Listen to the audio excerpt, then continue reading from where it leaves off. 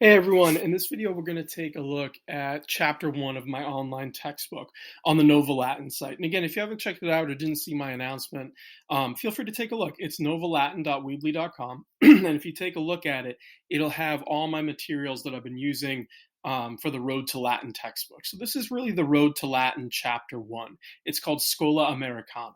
And if you look at the website, you can see that I have the text there along with an English translation, practice problems, a bunch of different things you could use, vocab, all of it is right there. So I'm just going to leave it here and leave it for you to go check out in case you're interested. And if not, I'm still going to translate the story here for you either way.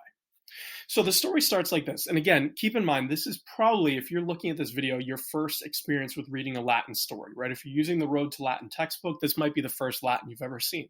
So you want to go back and make sure that you have all the vocab down first, that you know what all the words mean and that you've practiced. It's really hard to translate if you don't know what the words mean. Even if you know the grammar and you've got that under control, it's really hard without the vocab. So make sure you have that first and then you can dive in. So the story starts like this. You have Schola est Schola Americana. And if you look to the picture on the right, this is the picture from the Road to Latin textbook. And you can see it's showing a schola. A schola means school, right? So you're saying Schola est Schola Americana. You're saying the school is an American school. That's what you're looking at here. So we're not dealing with ancient Rome at all right now. We're sticking with an American school. Then you have Schola est Magna. Right? The school is big. And you can almost think of school as like the schoolroom or the classroom, might be a good way to translate it too. But it's saying the school is big.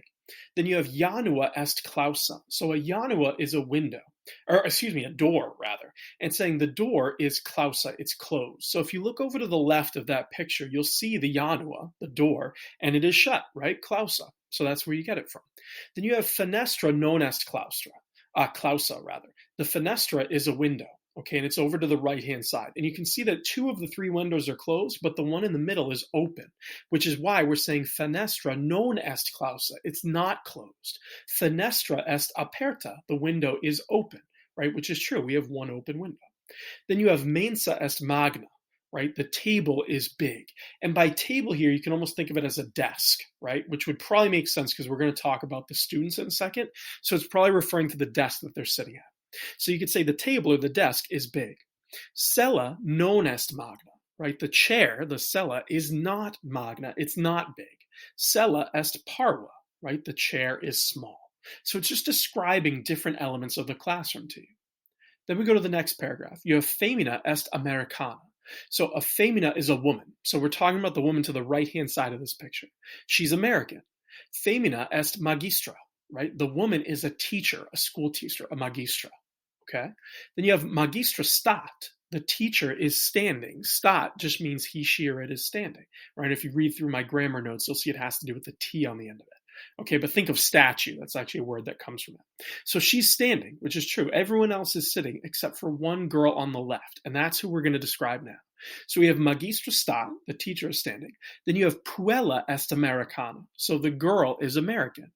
Puella magistra non est. The girl is not a magistra, is not a teacher. Puella est discipula. The girl is a student, right? Think of the word disciple. And here we're not entirely sure who they're talking about, which student, because if you look at the picture, there's a bunch of students there, right? There's a bunch of girls and you're not sure who it's referring to. So it kind of covers all of them, is really what it's getting at. But then you have puella quoque stat. So the girl is also, quoque, also standing. And now we know who this story is talking about. It's talking about the girl to the front left who's standing up and reading the book, right? Puella est Julia. The girl is Julia. Julia discipula bona est. Julia, right, is, est, a discipula bona, a good student, right? That's what she is. Cornelia est discipula. So Cornelia is a student. Cornelia quoque discipula bona est. So Cornelia also is a good student. And again, we're not entirely sure who Cornelia is at this point, but it's one of the other girls in the class. You can almost imagine it's probably the girl sitting next to Julia since they know each other. But it's just giving you another student, right? Cornelia. She's also a good student. Then we get to the last paragraph. You have sella non est magna, right? The chair is not big. Sella est parva. The chair is small. Mensa non est parva, right? The table is not small. And again, here, ignore the long marks over the A in mensa and parva. They shouldn't be there, okay? But you're saying the table is not small. Mensa est magna, the table is big, right? So again, it's trying to get at the idea of the difference in size between a sella, which is a chair, and a mensa, which is more like a desk, like a school desk in this case. Fenestra clausa non est, right? The window is not closed. Fenestra aperta est, the window is open. Janua non est aperta, janua est clausa. So the door is not open, non est aperta. The door is closed, est clausa. Okay, so this is a very repetitive story, which is the point and why I enjoy Road to Latin. I like that it has that repetitive style. It's trying to get you to catch on to a few key vocab words, right? That it keeps repeating over and over again: sella, mensa, parva, magna, right? It's starting to get you to see the difference between subjects, verbs, or you might even say nouns, verbs, and adjectives, right? So a window is a fenestra.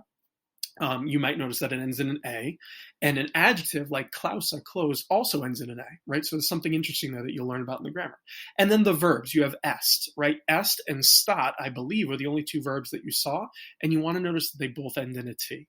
But either way, if you're just reading it without thinking so much about the grammar, just take it word for word, right, line by line, and try to read it aloud to yourself. I would always recommend when you do these types of readings, the first thing you should do is find someone in class or a friend, whoever it is, to read this story aloud to. You can even bother your family members, just force Latin on them. Read it aloud, and then if they're able to, right, so if you have a classmate and not a family member, you can have them read it back to you. That practice of reading something aloud and then listening to it coming back at you is a really good skill to have. So I'd always encourage that you do that first. But again, this is not a particularly difficult or long story. If it's your first dive into Latin, congratulations on reading it, and good luck with the rest of them that come. There's another part to this chapter. It's called Schola Americana I that we'll do in a separate video, but I'll keep making these for you, and you can work your way through, practice hearing what the Latin sounds like, and work on your translations. If you have any questions at all, feel free to put them in the comments below, but otherwise, keep reading and good luck.